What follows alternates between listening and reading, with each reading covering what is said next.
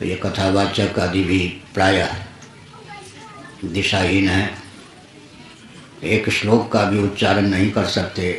वे अब गाने बजाने के माध्यम से भागवत के कथावाचक बन गए। तो बहुत अच्छा हो कि कीर्तन कार्यक्रम रखा जाए, तो भागवत का नाम क्यों बदनाम किया जाए।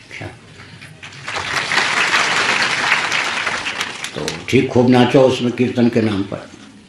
अब कोई रामचरितमानस की कथा का आयोजन हो और रामचरित उसमें हो ही नहीं तो कष्ट की बात होगी। भागवत तो बहुत गंभीर ग्रंथ है।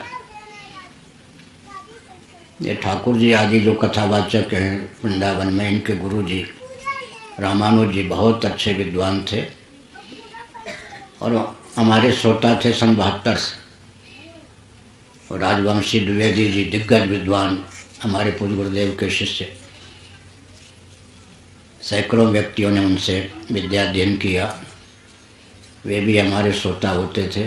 श्रीमद् भागवत की कथा के संदर्भ में हमने उन विद्वानों से कहा था कि आप लोग दर्शन को छोड़ रहे हैं, आपके चेले चपाटी आगे चलकर कथा भाग को भी छोड़ देते। अंत में वही हुआ। पहले भागवत के जो कथावाचक वृंदावन के, उन्होंने दर्शन भाग छोड़ दिया क्योंकि बहुत कठिन है, गुरुगामी विद्या है, लेकिन कथा भाग को नहीं छोड़ा। बाद में कथा भाग भी प्राय छोड़ दिया, उसमें अधिकांश नाच गान शुरू हो गया। तो विकृति आती है। तो बहुत अच्छा हो कि कीर्तन मंडली के द्वारा कीर्तन का आयोजन, कम से कम भागवत कथा में कथा भाग तो ले आवे, दर्शन तो बहुत कठिन है। उसके लिए तो 15-20 साल का अध्ययन लगातार चाहिए, तब भागवत का दर्शन समझ में आएगा। एक हम संकेत करते हैं महाभारत को लेकर। महाभारत के कई संस्करण वेदव्यास के द्वारा उपस्थापित किए गए। उसका अनुशीलन महाभारत के द्वारा ही प्राप्त है। 24,000 श्लोकों का एक महाभारत, जो कहीं सुलभ नहीं है। 24,000 श्लोकों का महाभारत, जिसका उल्लेख महाभारत में है, जिसमें केवल दर्शन भाग है, इतिहास नहीं है, आख्यायिका नहीं, या केवल संवाद के रूप में जैसे भगवद गीता है, उसमें केवल श्री कृष्ण और अर्जुन का संवाद, संजय धृतराष्ट्र का संवाद है और कुछ सामग्री जो सुलभ है वो सब दर्शन है। लेकिन 24,000 श्लोकों को आत्मसात करना कठिन था, केवल दर्शन का पक्ष था। तब भगवान वेदव्यास जी ने उन्हीं 24,000 श्लोकों को फैलाकर शतसहस्री महाभारत की रचना की, 1 लाख श्लोकों वाला महाभारत। फिर भगवान वेदव्यास जी ने बृहद संस्करण बनाया, उसमें लाखों श्लोक, परंतु मर्त्य लोक के मनुष्य उन भावों को हृदयंगम नहीं कर सकते। इसीलिए देवल, असित, नारद, व्यास, सुखदेव जी ऊपर के लोकों में उस महाभारत की कथा कहते हैं।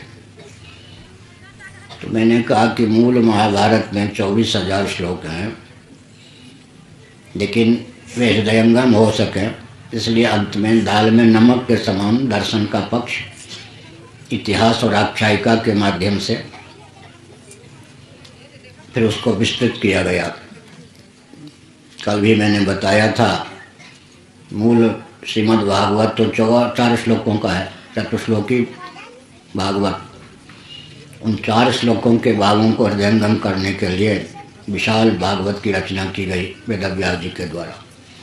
कल मैंने यह भी बताया था, केवल 1 श्लोक जन्माद्यस्यतः श्रीमद् भागवत का विचार करें तो उसी की व्याख्या बाकी जितने श्लोक हैं सब। तो दर्शन के द्वारा व्यक्ति का कल्याण होता है, लेकिन दर्शन को रोचक ढंग से इतिहास आख्यायिका के माध्यम से व्यक्त करने पर दर्शन सरस बन जाता है। परंतु हृदय तो दार्शनिक तथ्य ही होता है, उस हृदय को ही छोड़ देंगे तो क्या होगा? कम से कम कथा भाग को तो जहाँ तक बन सके नहीं छोड़ना चाहिए। और नाचने गाने की ही बात हो तो कथा के प्रारंभ में, अंत में कुछ लोग नाच लें, लेकिन उसमें अश्लीलता का तांडव नृत्य ना हो। माताएं ये सब बहुत ही शील का परिचय देकर उस कार्यक्रम में सम्मिलित हों। इतना मैंने विस्तार पूर्वक कहा। सबका कारण है शासन तंत्र की दिशाहीनता। शासन तंत्र जानता है कि व्यासपीठ अगर आदर्श से युक्त रहे तो वो शासन नहीं कर सकते, समझ गए? क्योंकि उनका स्तर इतना घटिया है कि वो घटिया स्तर ही जो अध्यापक योग्य नहीं होता, वो शरारती बच्चों को, खेलकूद करने वाले बच्चों को बहुत पसंद करता है। और जो अध्यापक योग्य होते हैं वो मेधावी छात्र को पसंद करते हैं।